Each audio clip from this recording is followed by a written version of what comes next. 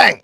Neeves Knives, I'm Jared, and today we are going through 10 of the best knives that came out in 2024 that are under $100. I'm not saying this is the top 10, but it's pretty much, something might come out from now until the end of December that, could kick something out. But these are some of the best budget knives or best knives under $100 that came out in 2024. So they had to have come out in 2024. If it came out before, they don't count. That'll be a different video. And before we get started, I get asked all the time about sharpening supplies and what my recommendations are. Affordable sharpening supplies. Well, today's sponsor is just that.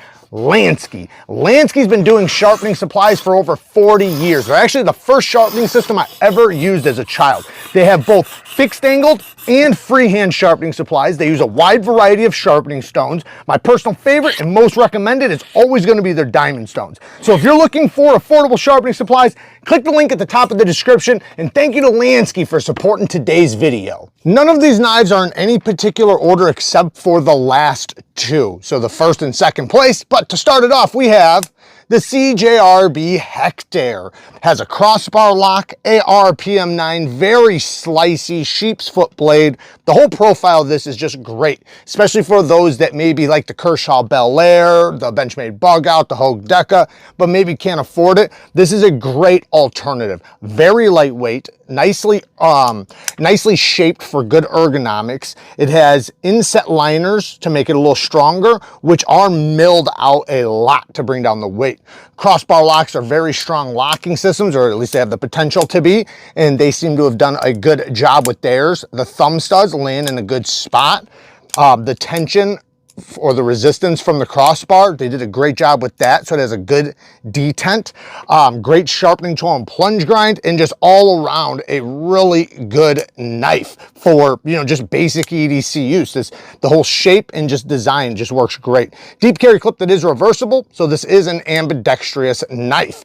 Now, I was going to talk about the CJRB version, or I was gonna put it on the list, but I wound up taking it out. I do like it a lot. It's not really my size of a knife, but I know that it's done extremely well. It's a very, very good quality knife. So if you're into small compact knives like this might be one to take a look at. They did a really good job with that detent. It's such a nice strong detent for the reverse flick.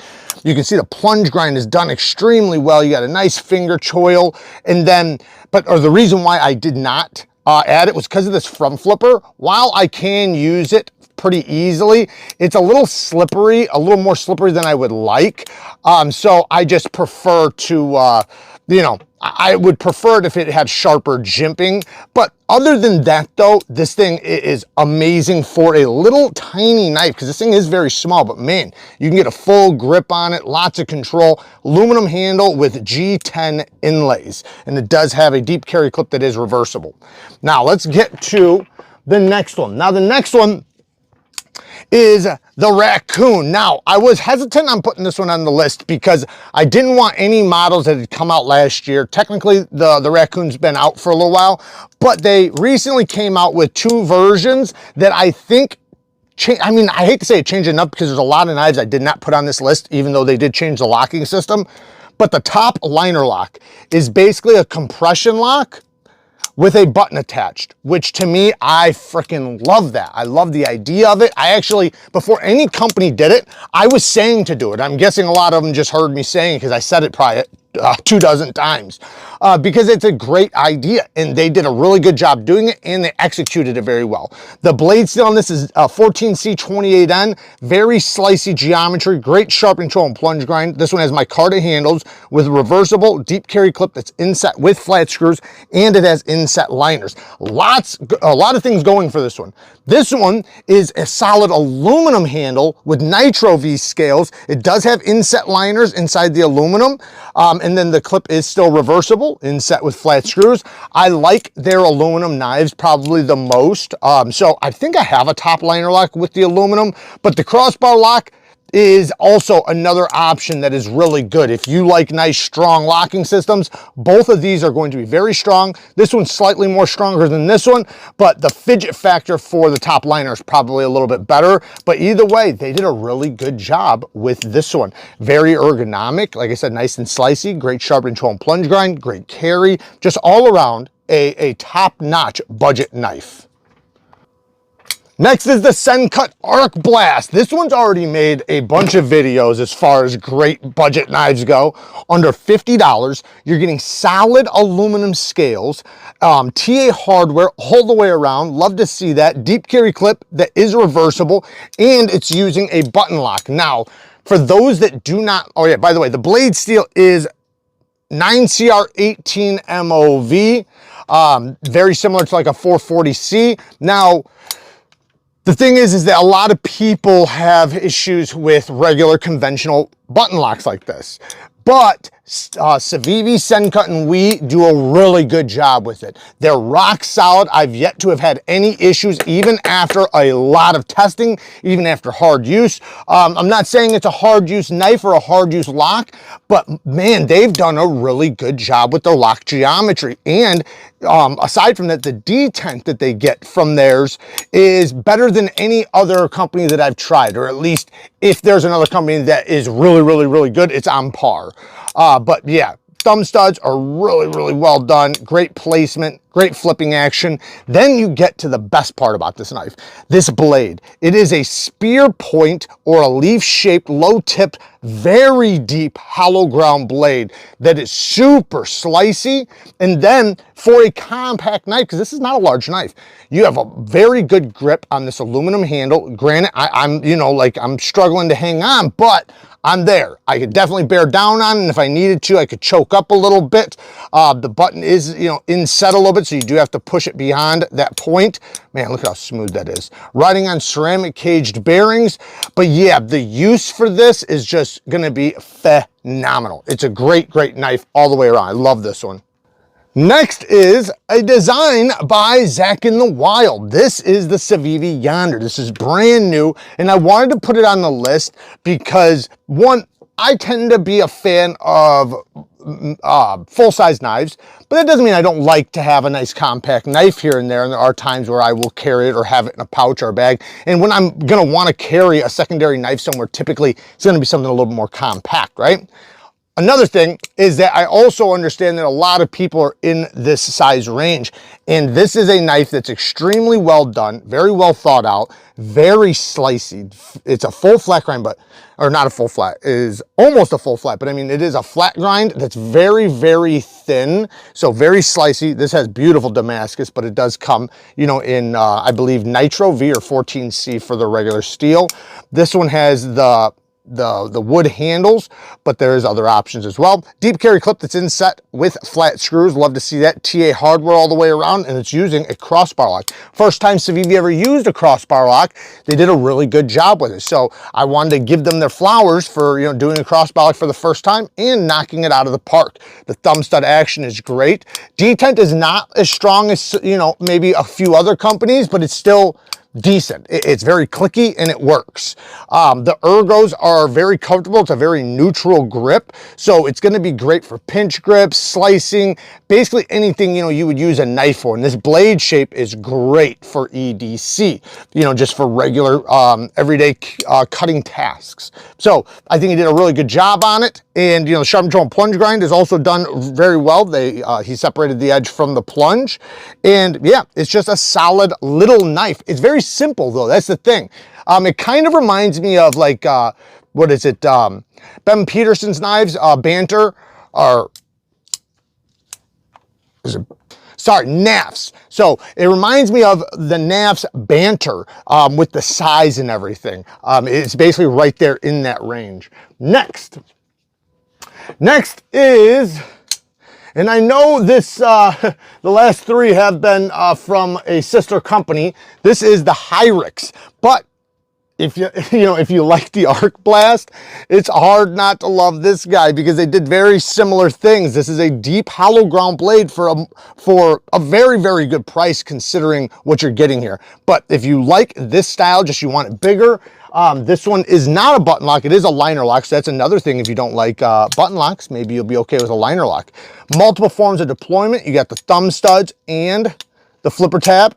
9CR 18 MOV, G10 scales, deep carry clip that's inside with flat screws and reversible. TA hardware all the way around. Amazing ergonomics. This is one you can get a full grip on and you can choke up. And again, the blade super slicey, great sharpening tool and plunge grind, good access to that lock bar, and very smooth on that drop. The sound is really good. And, you know, being that it's a liner lock, it'll be very easy for lefties to use. And like I said, it's just, it's a little bit more of a broader knife to some extent, but that also helps with the ergonomics and the slicing. And this being not a huge knife, you know, it's just a regular full-size knife, it's still very controllable, you know, to manipulate through cuts. What a cool knife. Next is the QSP Vault.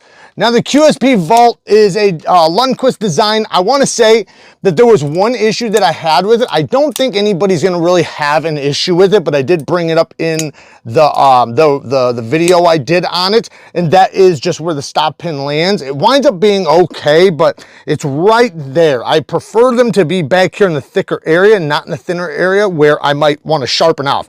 That's a lot of life to sharpen off this knife, so I doubt anybody will get to that point. And I think by that point, you'll definitely have your money out of it. But, you know, I still wanted to bring it up. And, you know, this thing has, it has the potential to be even, you know, higher up in rankings, if, you know, if not for that. But it's still good, right? It's still in a good place. Like I said, I don't think anybody will ever have an issue. Contoured scales. We have an aluminum bolster with a micarta handle. I love the look of this. We have a blacked out, stone washed, blacked out finish, 14C28N. Beautiful sharpening tool and plunge grind. Phenomenal ergonomics. Geometry is great. The button, or what acts, you know, as the grip for the crossbar lock, which we've already talked about, is a nice strong locking system, is phenomenal. They did a great job with this detent.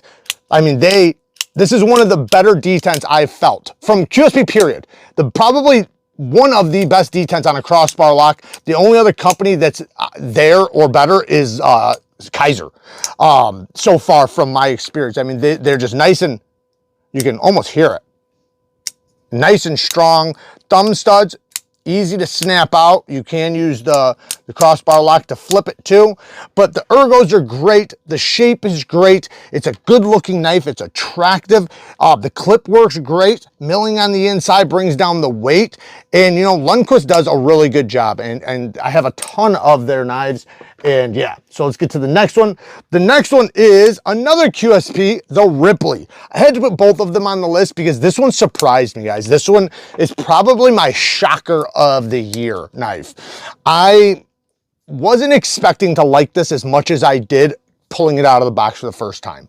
It is a great size. It's a large knife, and it winds up just being an all-around tough knife. It's not super thick or anything, so, you know, it's not tough to where you want to pry with it. Plenty slicey, but it's got enough toughness in the blade that it's going to be just fine, especially with 14C28N, which is an extremely tough steel. So it has good geometry. It's going to slice really good. The G10 scales are over full. Or no, sorry, not full. They're over steel liners. They're only up here, but down here it is not. So it brings down the weight significantly, but you wouldn't expect this thing to just be so damn solid. It feels like a damn bank vault. And the ergos it's very well shaped, so it's going to be great for most people. I don't see anybody really finding an issue with this. These little spots right there, you know, you do feel them, but they're not painful. Deep carry clip, inset with flat screws and reversible. We love to see that on a crossbar lock because it's an ambidextrous knife.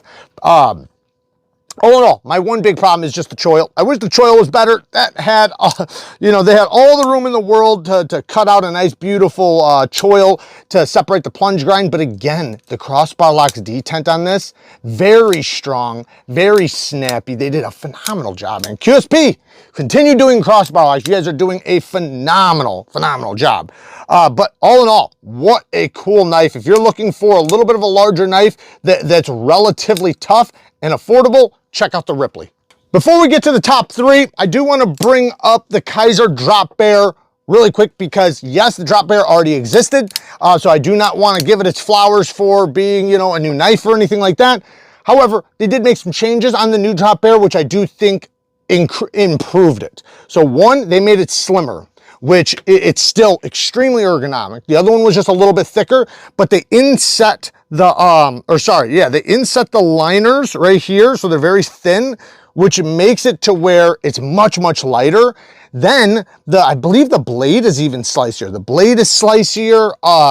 The crossbar lock is still their clutch lock, which is an adjustable crossbar lock, so you can tune it to the strength that you want. Mine's not even set on the strongest strength right now, and I haven't even put the stronger Omega springs in. They come fresh out of the box really, really good, but you always can increase the detent strength for the crossbar lock if you want, which I freaking love. And I love that they add extra Omega springs for you just in case. I have a ton of Omega springs now because I have a bunch of Kaisers with the crossbar locks. So now if I ever have any issues, even with other companies, I have extra Omega springs. Deep carry clip that's not inset, sorry. Deep carry clip that has flat screws and is reversible. Again, this is a ambidextrous knife, but the drop bear, you can't go wrong with it, man. It is one of the best knives of the past 2 years. Now, let's get into the top 3. We have the Orion, what is it? The Orion Aries, that's what it is. The Orion Aries. And Orion, man, this thing is really, this is my favorite Orion yet. I really, really like this thing. I love, the drop point Tanto. It has a drop point American Tanto with a dual grind. It helps bring the tip lower than the center of the pivot. So this acts like a drop point.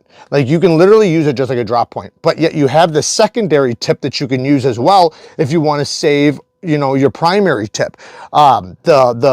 The straight edge right here is going to be really good for not slipping out of cuts, especially when you couple it with these ergonomics. 14C 28M blade steel, nice tough steel. Love that blade steel, holds an edge really well. Great corrosion resistance, extreme toughness, and it takes some of the sharpest edges, especially out of budget knife steels.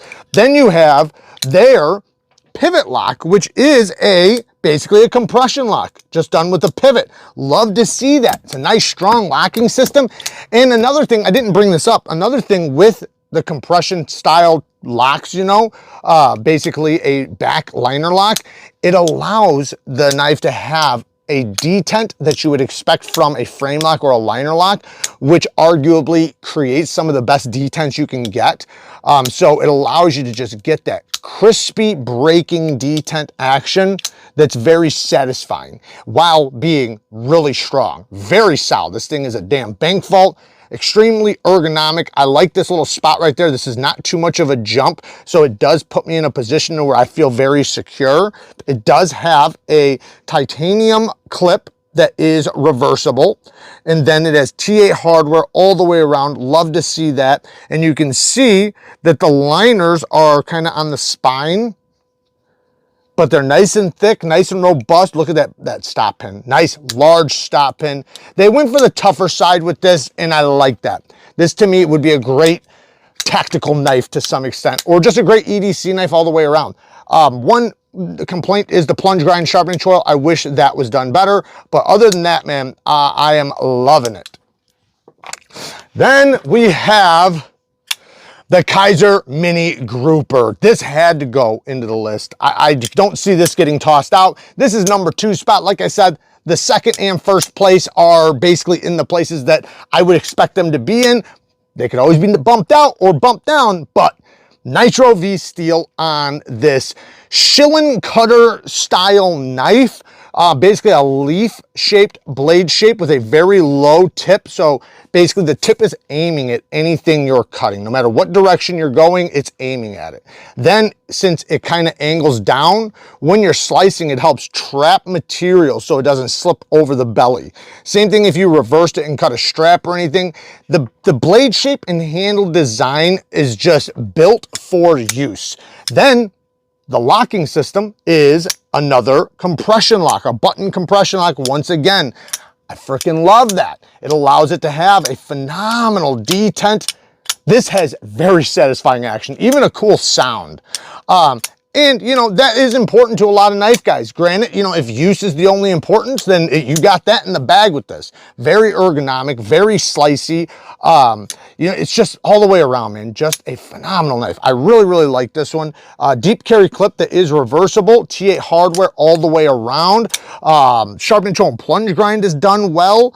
Blade steel Nitro V. It's similar to 14C. Not quite as tough. Has a little tiny bit better edge retention, but it's all around, you know, pretty similar, and it also takes extremely sharp edges. The grind is a full flat ground satin blade or satin finish that is very sharp, very slicey. And like I said, man, with this locking system, you know, to me, it's like, this is one of my favorite locking systems at the moment. Let's get to the next one. And the final one, number 1. Let's get into it. We have the new SEV Sentinel Strike 2. Yes, the Sentinel Strike existed last year, and actually I believe it got first place last year. This has so many upgrades or improvements that it has to be considered a different knife. Completely different blade shape. Doesn't have a hole deployment. Has a thumb stud. Has a dual grind. Has a different blade steel. The blade steel on this one is Nitro V, I believe, or 14, where is it? Nitro V. So Nitro V steel. Spear point dual ground blades. You have a hollow here and a flat here. Nice swedge up here. It's going to help bring some stability out to that tip. So the tip is going to be very pokey and also great for utility cuts without sacrificing a crazy amount of toughness. Sharpening tool and plunge grind's great. You can easily choke up. Aluminum handle with an FRN back strap that puts the two parts together, making it kind of like an integral. At the very least, it feels like one in the hand, which if you don't know, integrals are some of the most comfortable handles because they just flow all the way around. There's no corners you're hitting. So this has that feeling. Then the handle is, by the way, the aluminum is solid. Deep carry clip is reversible. We have a glass breaker in the back. Always love, you know, I don't mind having a glass breaker as long as it's in a decent spot and it doesn't get in my hand like when I push down, and this does not.